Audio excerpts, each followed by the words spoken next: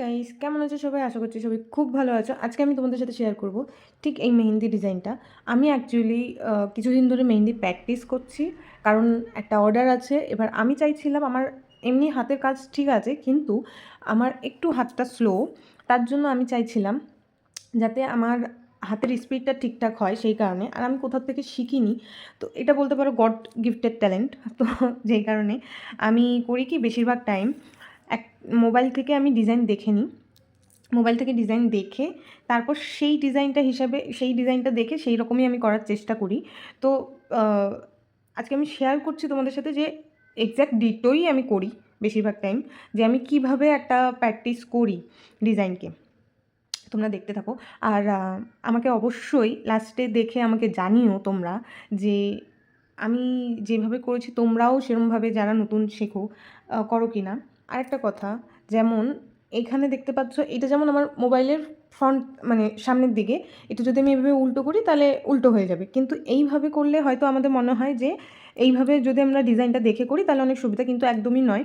মোবাইলে তোমার ডিজাইনটা যেভাবে আছে এইভাবে, কারণ আমরা যখন কাস্টমারের হাতটা নিই তখন তার হাত ঠিক এইভাবে করে নিই, মানে এই সমান করে নিই, তার সামনের দিকে আমরা বসে থাকি। আমি শিখিনি, তাও বেশি জ্ঞান দেওয়া হয়ে যাচ্ছে। যদি কেউ মনে করো যে এই জ্ঞান দেওয়ার ভিডিও দেখবে না, তাহলে অবশ্যই স্কিপ করতে পারো, তাও আমি বলছি এটা আমার মনে হয় তাই। তো আমি কাজ করতে করতে তোমাদের সাথে কথা বলছি। যখন আমরা এই ধরনের আর কি কাজ করি, এই সাইড মানে ঠিক এখানটায় যেরকম আছে, যে এখান আহ, এই এই দিকটা দিয়ে এইভাবে নিচের দিকে দেখাচ্ছে, সেমভাবেই আমি উপর থেকে শুরু করে নিচের দিকে করব। যেটা আমি বললাম যে যখন আমরা কাস্টমারের হাত ধরি তখন তার সামনে আমরা যেহেতু থাকি, সেক্ষেত্রে আমরা কিন্তু এইভাবেই শুরু করি। তো ফার্স্টে আমি এই লাইনটা নেব, কারণ এই লাইনটার উপরের কাজটা পরে করব, কিন্তু এই লাইনটা ফার্স্টে আমাদের নেওয়া দরকার। আগে যদি আমরা এইটা শুরু করতে যাই তখন কিন্তু হবে না, তাই আগে এই মোটা লাইনটা আগে ধরে নেব। আর এই মেহেন্দি ধরার টেকনিক বেশিরভাগ টাইমই ঠিক এই যে দুটো আঙ্গুল, এই আমাদের দুটো আঙ্গুলের মাঝামাঝি নিতে হবে, আর এই থামটাকে নিতে হবে এর উপরে। এইটার দ্বারাই আমরা চাপ দেবো, কখনো এই দুটো আঙ্গুলের মধ্যে কোনোটা দিয়েই আমরা চাপ দেবো না। আমাদের মেহেন্দির ডিজাইনটাও একদম সঠিকভাবে বসবে, যেভাবে আমরা চাই সেমভাবেই। এরপরে উপর দিকের কাজটা আমরা করব। যারা একটু একটু মেহেন্দি দিতে জানো তাদের কাছে এইসব ডিজাইন একদম ইজি, আর বেশিরভাগ মেহেন্দি ডিজাইন একই রকমই থাকে। আমি এখন প্র্যাকটিস করতে করতে অনেকটা লক্ষ্য করি যে বেশিরভাগ ডিজাইনটাই এই জিনিসটা দিয়েই হয়।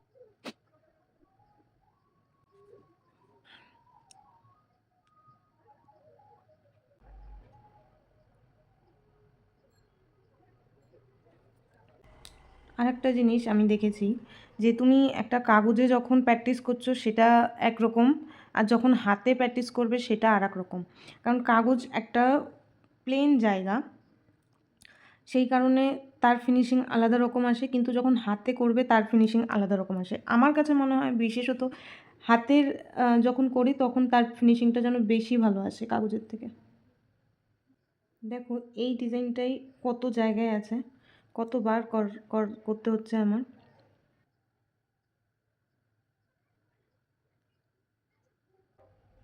দেখো এই সার্কেলের ডিজাইনটাও কতবার আছে।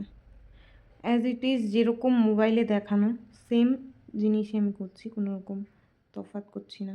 আর্টিস্টগুলো শেখায় তাদের কাছ দিয়ে শিখবো, কিন্তু প্রবলেমটা হচ্ছে এখন হাবড়াতে আমার জানা নেই যে ভালো কে শেখায়। না তো আমি যাদের ফলো করি তারা বেশিরভাগই কলকাতার দিকে বা শিয়ালদার দিকে, অনেকটা দূর হয়ে যায় যেটা আমার বাড়ির থেকে।